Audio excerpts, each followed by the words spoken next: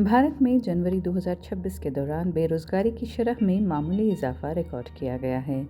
ये आदाद-ओ-शुमार national statistics office की जानिब से जारी करदा periodic labour force survey PLFS में सामने आए हैं, जो ministry of statistics and programme implementation के तहत जारी किया जाता है।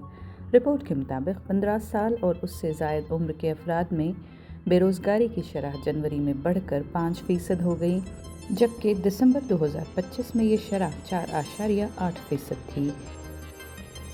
देही और शहरी दोनों इलाकों में बेरोज़गारी में इजाफा देखा गया।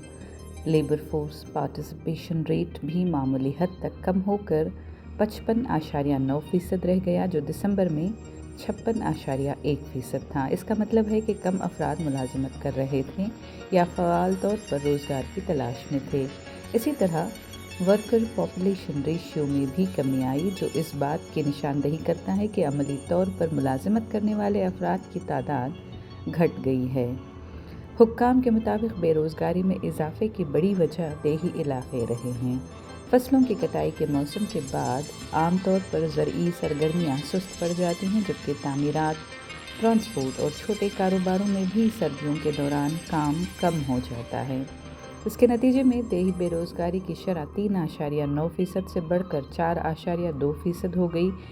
शहरी इलाकों में भी बेरोज़गारी की शरह 6.7% से बढ़कर 7.0% तक पहुंच गई।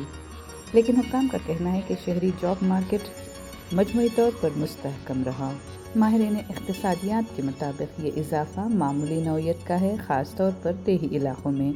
तवक्को की जा रही है कि आने वाले महीनों में माशी सरगर्मियों में तेज़ी के साथ रोज़गार की सूरत हाल बेहतर हो सकती है।